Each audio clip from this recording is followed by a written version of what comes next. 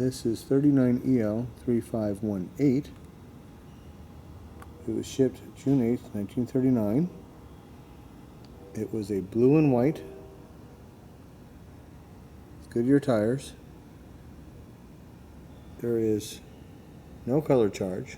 Blue and white was standard color. One of the standard colors. And this is to Frank. This is Harley Davidson's invoice notice of shipment. He financed this as a floor plan bike. Came with black buddy seat and saddlebags, 3-speed trans. And he ordered it for Lawrence Lane with 10% down. Download note was $332. So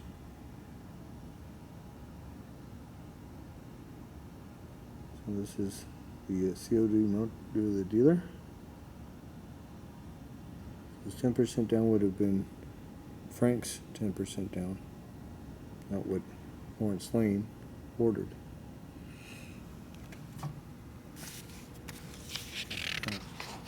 This here attached to it was the copy of the domestic sales order. 39EL, blue and white, Goodyear tires for Lawrence Lane. We got our deluxe buddy seat, chrome wheel rings.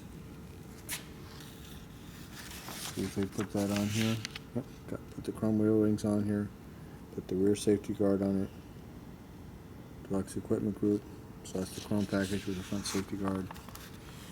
Lots of chrome on that bike. Must be really pretty. Then we have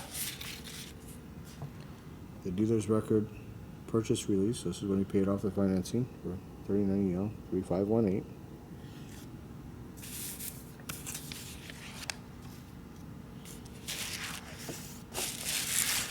Here we have a bunch of other documentation.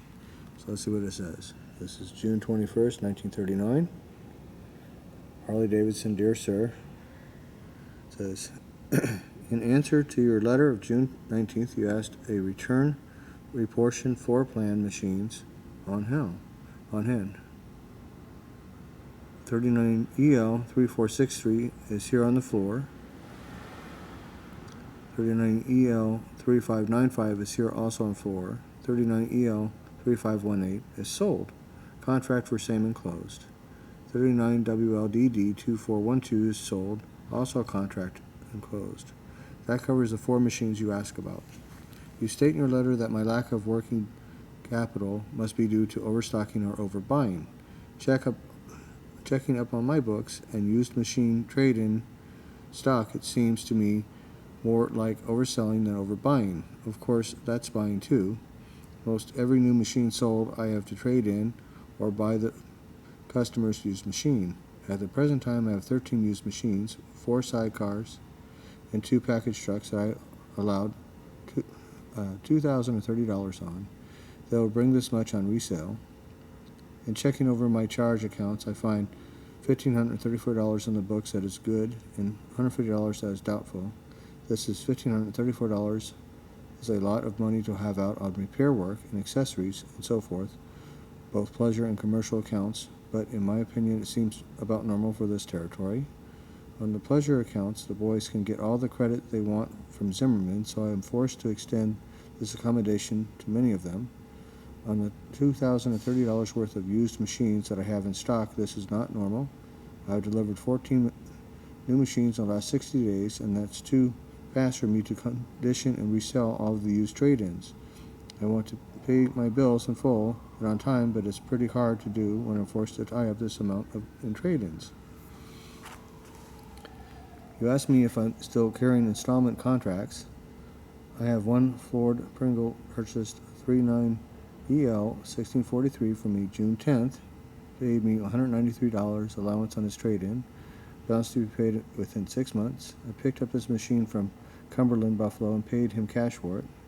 This Pringle is in the building trades and can't pay a definite amount cash each month, but I sold him 2 other used machines before and find him to be reliable and paid up before the agreed time limit. Some months $10, some $100. So this gives you an idea what business was like. This is a large dealer. This is page 2. I don't believe you would want to handle the paper on this type of sale or would encourage this type of selling unless you had previous dealings with the party as I have. I picked up another machine from Homer last Saturday, 39 EL 2703, paid him cash and delivered this machine to Albert Luttiger, RD1, Newark, New York. I got a $150 trade-in and $50 cash. He wants to handle the balance with a loan through his bank.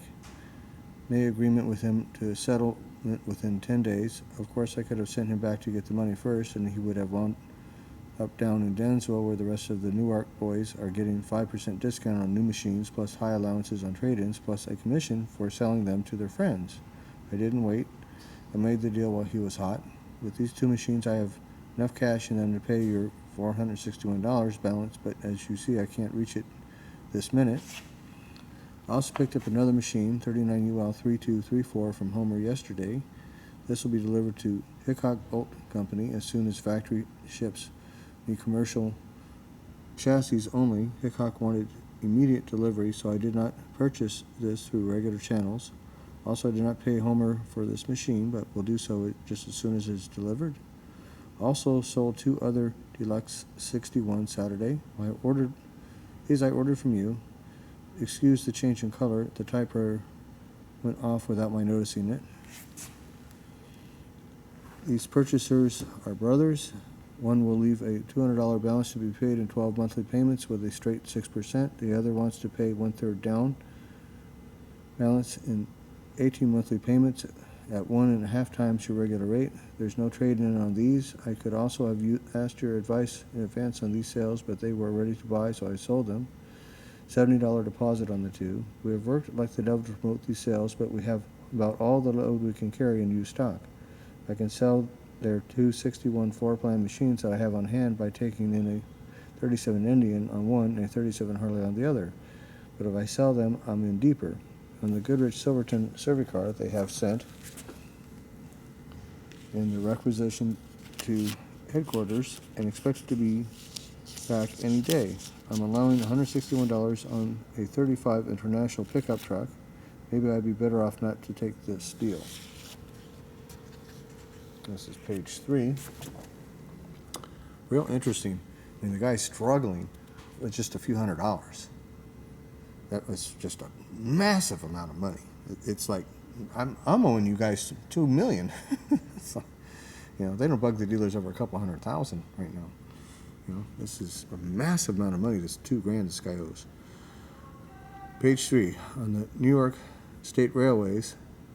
3 74 sidecar outfits figure $1,744.75 with equipment as specified. Allowance of $605 in 3 32 and 34 sidecar outfits. Balance of $1139.75. This deal is not settled yet, but the clerk tells me that my bid is close enough to Zemos for the deal to go either way. Maybe with my limited capital, I shouldn't have bid on this one either, as these trade-ins will just shove me in deeper. This seems to me a hell of a business. Some dealers can't sell them, others can, but haven't got the capital to do so. I can see your point in not handing cut financial help every time you're asked for it. There's such a thing as drinking up the profits, gambling them away, and so forth. We've both seen it, but that's not the case here. We're told by Mr. Arthur Davidson and others at the factory to start small, low rent, live cheap, put all the profits back into stock. Told by Arthur Davidson. This is how small a company this is. Told by one of the founders.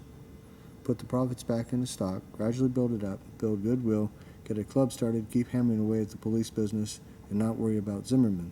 This is the way we started. We could have stayed in $1 a day rent place. I could still have done my own repairing. In 3 and 4 years, I'd probably have enough capital to do the business we are doing now and be ethical. But what happened? We were losing business. We could not take care of the police work in our smaller place. We could not take care of the increase in business that we received after becoming known. The natural thing to do is what we did, get a larger place. To get it, we had to buy it, as you know. Another thing we both know is that an increase in business does not always mean an increase in profit. We're now paying mechanic $30 per week. That's wow. And helper $12 per week, and I haven't got time to scratch.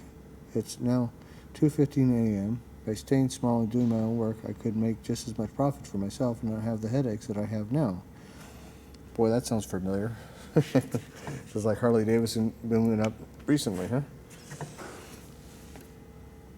In one of Mr. Kilbert's letters, he asked me why I wasn't making a lot more sales and said he thought I was a little timid about asking someone to buy one. By this and other correspondence I have received from the factory, I took it that they wanted all the new motorcycles sold in this territory they be sold, and that's what I endeavored to do. We're not far from Zimmy's old sales average now. If you know me, also have 2 Indian dealers here that try to make things difficult in the way of sales at times, and some of these sales I don't make that I should, but I believe it is my obligation that even I can't make a full margin to sell it anyway, and let the factory make theirs. I may get some parts replacement business from it later. This is page 4. Mr. Devine was very anxious that I stock Harley Davidson accessories and push them. He says you can't sell what you haven't got, which is very true. Carry a good supply. If the rider sees it in its color and size, he'll buy it. Very true. This we have also done. We have sold just about all the motorcycles, accessories, parts, and all that could be sold in this territory, but now things take a different slant. For our efforts, we are not ethical. Now I'm going to stop here and remind you guys, as I point out, a lot of these machines, it has this or that accessory because somebody saw it on the shelf and goes, wow, that's cool. This is exactly what he's talking about. We're expected to agree to COD terms on parts, accessories, and oil, as this is the only way we can make our capital produce a satisfactory turnover and keep from overbuying and getting into debt. Along this line of reasoning, it seems to me that I should have just handled my little business in my little way, and what couldn't get in the door, let them go and buy from competition. So here is the 3 or 4 page letter, a lot of time and a lot of ink over a matter of $400 and some odd $400 some odd dollars. So what does it all amount to? What's going on? What's going to be the outcome? I should buy, I shouldn't buy, I should sell, I shouldn't sell. I started a big ball rolling here and need a little help to keep it rolling. It's very discouraging to me to have new machines sitting on the floor and think that I have to reduce my used stock before I can take a trade-in on them. It's also very discouraging to think that I have to sit by and not bid on commercial jobs that I'm asked to bid on besides what I can dig up myself. In regard to the COD, there is a large freight parts order in now. $200 of it is not going to Zimmerman. This is the first order that he has placed with us. I'm giving him 25% off on parts COD. If this order comes in COD, what am I going to do? Maybe I'll have the cash by that time and maybe not. If I don't, it'll put me in a spot. I need a breathing spell, some financial help, and a rest. All 3 pretty bad. It is now 3 a.m., and I'm getting a little too tired to go much further with this letter, but will add that our inventory today is approximately $9,165, not counting what we have in the building, which is over $3,000 for our own money. $3,000 for commercial bidding. Woo. So see what you can do for me. Hope this finds you in the best of health. $3,000 in a commercial building that today would take probably $300,000 to buy. Gives you an idea of the value of money.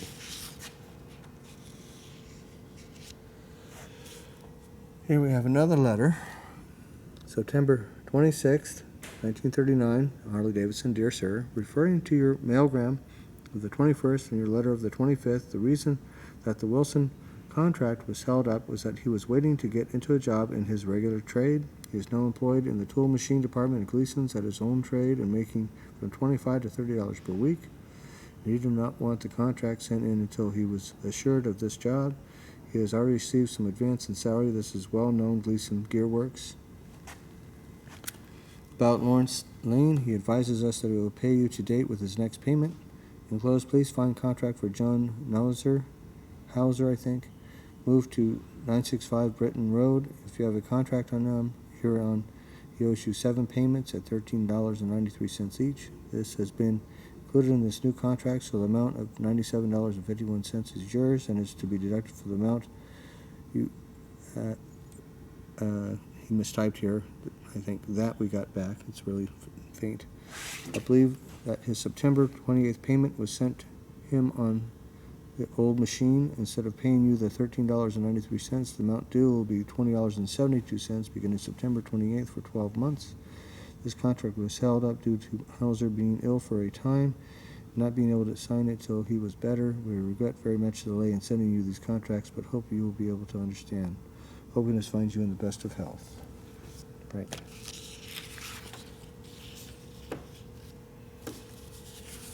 And here we have essentially a trust deed saying Frank Jiski, Willis Avenue, Greece, New York, is indebted to Frank Hennon $220 for one 1939 Harley Davidson motor number 3518.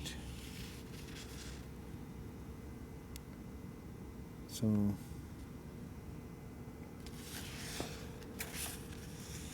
this is a payment, promise of payment. And it is just signed, no notary. And here we have Mr. Lawrence Lane, letter.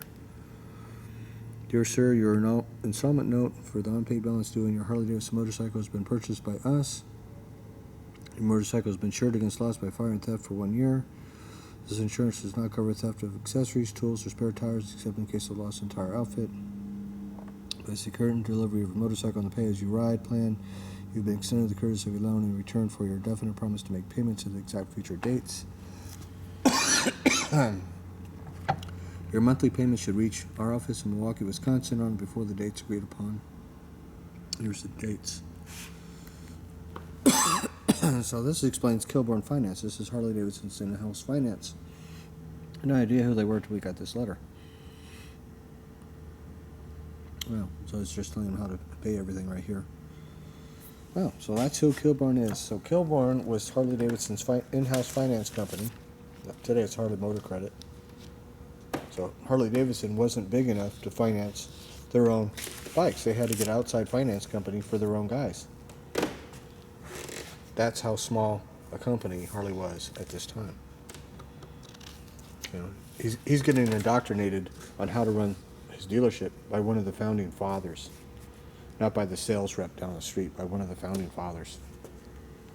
That's impressive. So that gives you an idea just how small Harley Davidson was in 1939 and what business was really like. See you guys in the next video.